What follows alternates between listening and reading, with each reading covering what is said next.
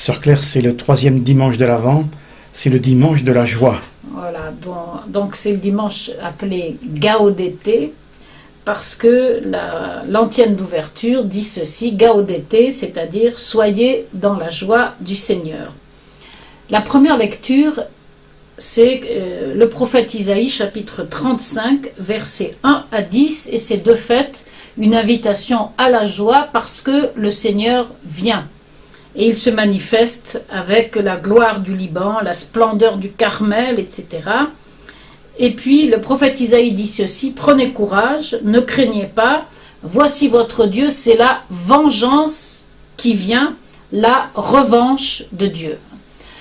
Donc c'est le dimanche de la joie et de la vengeance de Dieu. Il s'agit de bien comprendre le vocabulaire biblique et de se rappeler que les mots, quand ils sont utilisés pour parler de Dieu, n'ont évidemment pas le même sens que quand ils sont utilisés pour évoquer l'attitude des hommes. Un homme qui se venge, c'est terrible, un homme en colère, c'est pas bien, et un homme jaloux, c'est l'horreur. Dieu jaloux, c'est très bien, Dieu en colère, c'est parfait, Dieu qui se venge, c'est excellent. Donc la vengeance de Dieu nous plonge dans la joie, puisque qu'est-ce que c'est cette vengeance? Il vient lui-même, il va vous sauver.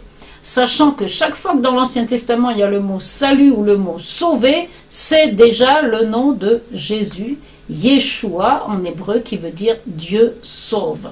Donc c'est ça la vengeance de Dieu. C'est Dieu qui se venge sur les forces du mal qui veulent nous attirer pour nous séparer de lui, et c'est Dieu qui vient nous récupérer, qui vient nous sauver. C'est ça la vengeance de Dieu. Et l'expression la plus parfaite de la vengeance de Dieu, c'est Jésus. Et c'est le texte de l'évangile de dimanche prochain. C'est dans Saint Matthieu, puisqu'on vient d'entrer dans une année A. C'est dans Saint Matthieu chapitre 11, versets 2 à 11. Il s'agit de Saint Jean-Baptiste. Ça commence par Saint Jean-Baptiste dans sa prison qui entend dire ce que fait Jésus. Or lui est en prison, il doit bien se demander pourquoi la puissance du Seigneur ne s'est pas manifestée pour lui, parce qu'il est captif et il n'est pas libéré, et il doit être dans une nuit spirituelle, il a besoin de confirmation pour savoir si vraiment il ne s'est pas trompé en désignant Jésus comme le Messie, comme l'agneau de Dieu. Et alors il envoie les disciples dire à Jésus, non pas est-ce que tu es le Messie, mais est-ce que tu es celui qui doit venir? Ça, c'est une grande caractéristique du Dieu que nous adorons. Il est celui qui vient.